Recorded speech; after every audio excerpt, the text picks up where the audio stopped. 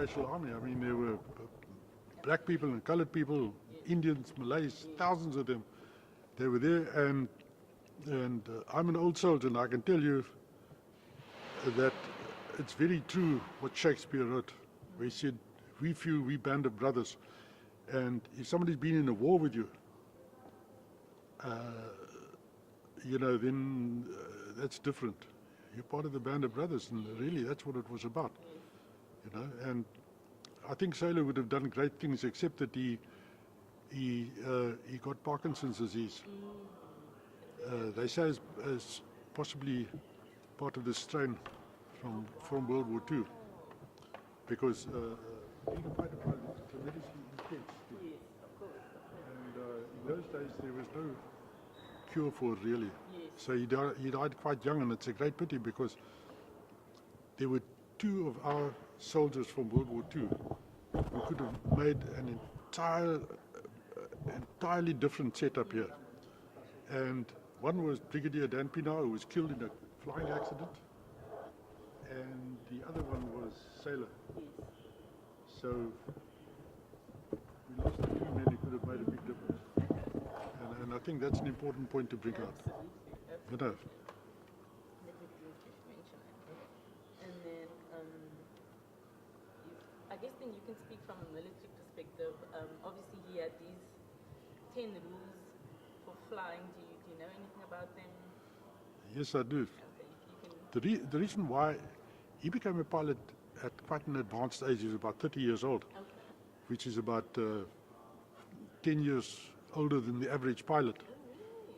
But he made it because he had tremendously keen eyes and tremendously fast reflexes.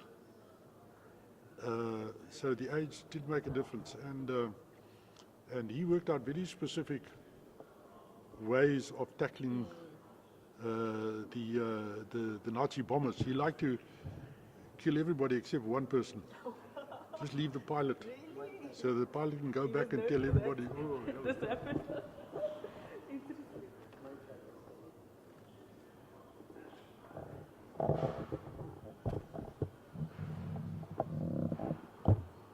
Claim to fame during World War II. Well, he was one of the best fighter pilots that the Allies had." Can I just remind you to use his name? No, I'm going to. Okay, thank you. So, Well, he was, Sailor was one of the best fighter pilots that the Allies had. By pure chance, he served in the Royal Air Force and not in the South African Air Force, but it did make a difference. And he served in the most intense air battles of the war, which was the Battle of Britain. And I mean, for months, for about 7 months, the British were bombarded day and night. And they were outnumbered as far as aircraft went. And the Royal Air Force managed to beat them off. Now, the reason why they beat them off was, of course, the accumulation of all their efforts. But there were people who stood out. Al Deer, for example, Douglas Bader, Sailor Malan. He was the top scorer in fighter command, 34 kills. Probably more, because in those days the RAF was very careful about crediting a pilot with a kill. If he couldn't prove it one way or the other, then it wasn't credited. So he probably shot down more than that. The reason why he was so good was because, in spite of the fact that he actually joined the RAF much later than the average pilot, was that he had superb reflexes and very good eyesight. But most of all was he was a thinker. And that was why, and of course he was a natural leader of men. People followed him. This is something that you can't cultivate. It's built into you. And he had this, and they followed him. And that was the secret of his success.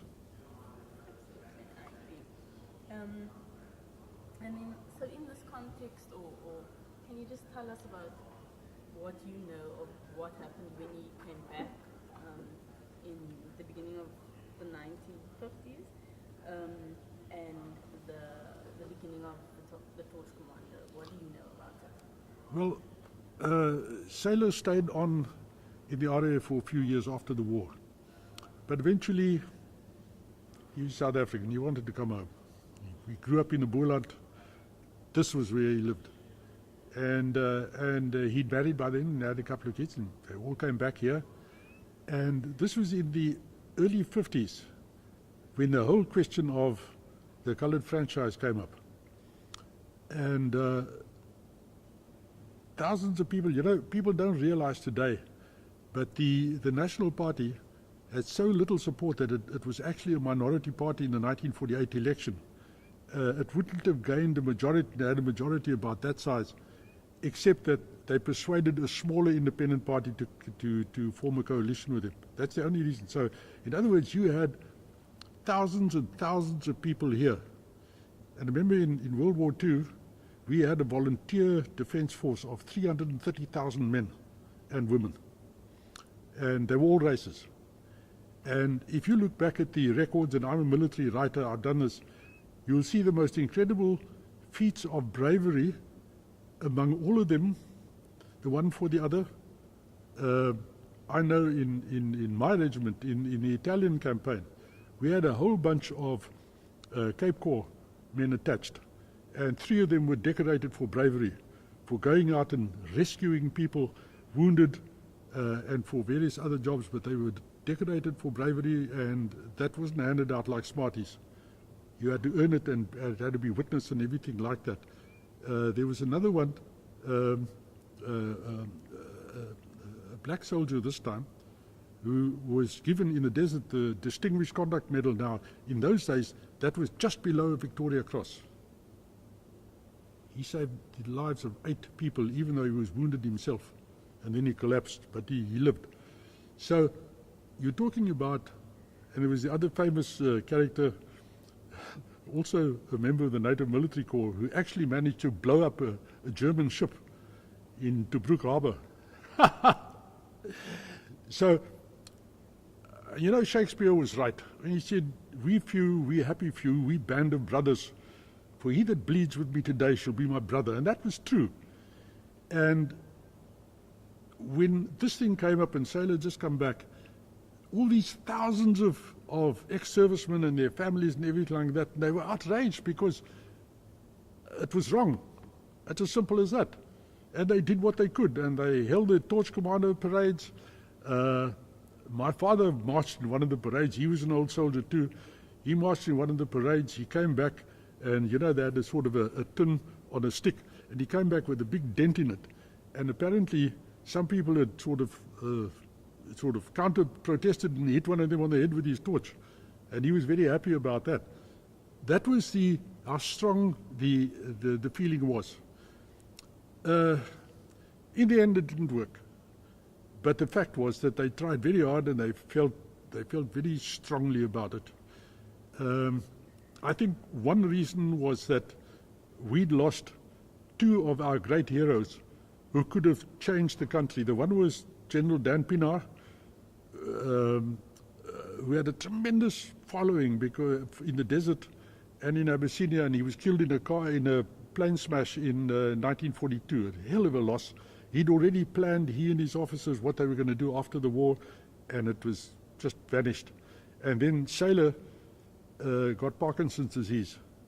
Now, they think that this was because, partly because of the stress from World War II, because being a fighter pilot is a tremendously intense thing. You have no idea. All your senses are concentrated to such an extent. And you see your friends being shot down in flames and this sort of thing. Fighter pilots have to be very tough people, but even, every well gets a little too low sometimes, and that was probably certainly a contributing factor. And so we lost Sailor as well. And these were 2 iconic men. And we lost them, and it was to the detriment of the country, quite honestly. Absolutely. And then, can you speak about why he was called Sailor Malan? So obviously his full name is Adolf Malan. Sailor ended up in England quite by chance. He joined the Merchant Navy, and he became an officer in the Merchant Navy. And he wasn't really satisfied with that. And when he got to England, he joined the RAF. So when all his fellow pupil pilots heard that he'd been in the Merchant Navy, they called him Admiral. Then they found he wasn't in the Royal Navy, just the Merchant Navy, so they demoted him to sailor.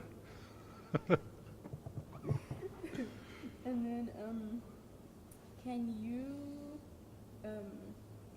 what would you say is the lasting legacy of Sailor Malan? How should Sailor Malan be remembered? Well, I'd say the legacy is simply this, that he stood up for what was right. Sorry, can I just remind you to say Sailor Malan was? It's as simple as that. The fact was that Sailor was a brave man. He proved that over and over and over. But it's one thing to be physically brave. You can also be a moral coward. And if he'd been a moral coward, he wouldn't have said anything. But that wasn't Sailor. Absolutely. And then what do you think, given his history and, that he fought in the war and that he then, came back and fought for his country essentially, or for the rights, for human rights, what would you say are lessons that the youth of today can take from Sailor Malan's life, from his character? Like you said, he was a very brave man, so, what should kids of today take from Sailor You can Malan? sum it up in 3 words. Duty, honor, country. It's as simple as that. He did his duty, more than his duty. He did it honorably. He never shot up civilians or an enemy pilot parachuting down or anything like that. He fought clean. And at the end of the day, he stood up to speak what was right for the country. So that's the philosophy. And the other thing that you can add to this, and this is something that the youth of today must bear in mind. You can't do nothing. That doesn't mean you have to kill people or anything like that, but you have to take a stand. Remember, there was a famous American president who said, a nation of sheep will inevitably be governed by wolves. Absolutely. I agree. Did you get that? Yeah. Okay, and then last question. Or was that my last question? I did ask you how we should be remembered, right? Mm-hmm. Well, I guess we can round it off with how should Sailor Malan be remembered? Well, Sorry, can I just remind you to start with Sailor Malan should be remembered? no. I grew up in the years just after World War II. So people like Sailor, people like Dan Pienaar, people like that were not just distant figures. My father and all my uncles had joined up. My father joined specifically because he'd been working in Europe in the 1930s, and he'd seen what Hitler was doing with the Jews and the Gypsies and everybody else. And he joined up. He left everything behind. You know something? When I was till I got married, I never realized that people ate dessert on any day except Sunday. And I finally worked out why, because my mother had struggled so much to support him, to support us on a captain's pay, which was almost nothing, that she couldn't afford to give us dessert except on Sunday. So all that was very real to us, and these people were very real to us. Sailor wasn't just a historical figure. So there was a lot of inspiration there, and I think it was important because remember the one thing that made South Africa almost unique among the Allied nations was the fact that not one conscripted man or woman fought. They were all volunteers, the whole lot of them. Every last one of them was a volunteer. And he wasn't volunteering to make money. These days soldiers get paid well. Those days they didn't get paid well. They didn't volunteer for money. or anything like that. They most of them, well, some of them joined for the adventure and for various other reasons and to prove themselves, but I mean, that's just the way people are. But a lot of them gave up a tremendous amount in order to fight for what was right. And I think that is something that redounds to our credit. And it's something that we, the South Africans, should remember. Because you know, this is a funny country. People here have never agreed with anybody about anything, just about. You know, but I've seen it twice. The first one was in World War II, when suddenly there were a lot of people, not everybody, but a lot of people, who said, okay, this has got to be done. The second time I saw it was in 1994, when I was a security advisor on the Independent Electoral Commission. And for the first time in my life, I saw people, all sorts of people, and we worked ourselves half to death because that whole thing nearly didn't work. And we worked ourselves to such an extent that you didn't drink coffee late at night, because if you had to get up in the middle of the night to go to the loo, you couldn't get to sleep again. Your mind started working. But suddenly there was this incredible variety of people. Everybody from the left wing to the right wing and everybody in between, all focused on this one thing. So to my mind, that's happened twice in our history. And this is something that today's younger generation, I don't blame them, but they don't understand. They've never felt that tremendous emotion. And that's something that's lacking for them. And I'm sorry that it is lacking, but on the other hand, I'm glad that nothing's happened that made it necessary to do something like that. But I think that's the lesson of Sailor Malan and Dan Pienaar and all our other heroes of World War II, and Corporals Pfeiffer and Janssen and Klute, who were decorated with my regiment in Italy, all of them. I think that's the lesson. So the fact is, people must look back on their history and say, okay, there were a lot of bad things happening on all sides. We've got lots of bad examples going back a long time, by all races. There's nobody in South Africa with really clean hands. But the fact was that what people forget is that there were also many things which are not divisive, and that everybody was involved with everybody else. That was never a case of one person doing something and the other doing something. I'll tell you something. In my family, we're an old family. We've been around for a long time. In my family, my grandfather, he loved the Bushmen, because in my family, on 3 occasions, Bushmen saved the lives of our people. Not for money or out of any other reason, but they did it, I think, because it was right. And I always have this example to follow, and a lot of other people should follow it as well, as far as I'm concerned. Perfect. That is perfect. Thank you so much. Right. I'm sorry again about the confusion. Yes. Okay. Tell me what you want me to do. Yeah. Well, when you reach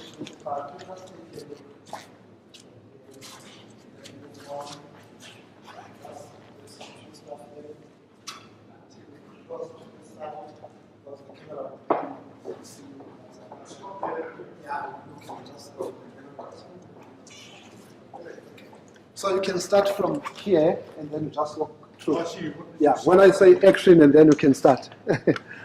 Okay, thank you.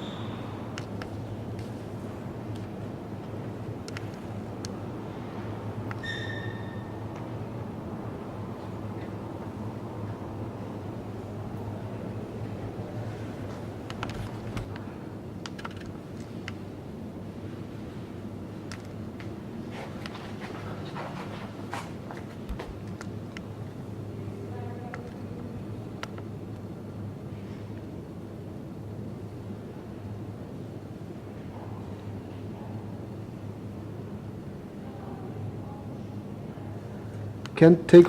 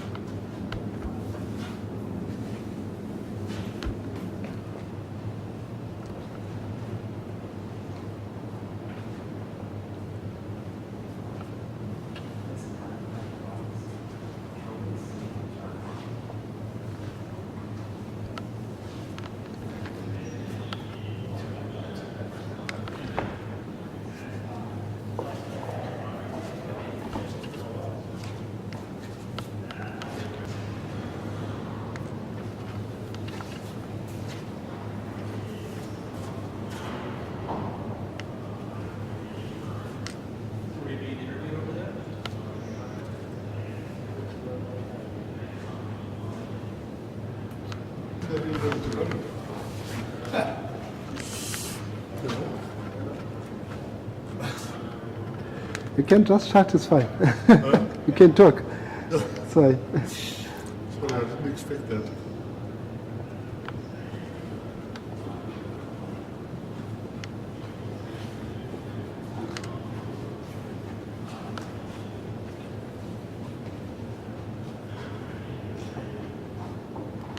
Just looking around. Yeah. More especially if we can. I'll tell you what, if you want something special, Yeah. just climb over the railing and give me that one cannonball. I'll hold it in my hand. Okay. Just hold on a sec. Just.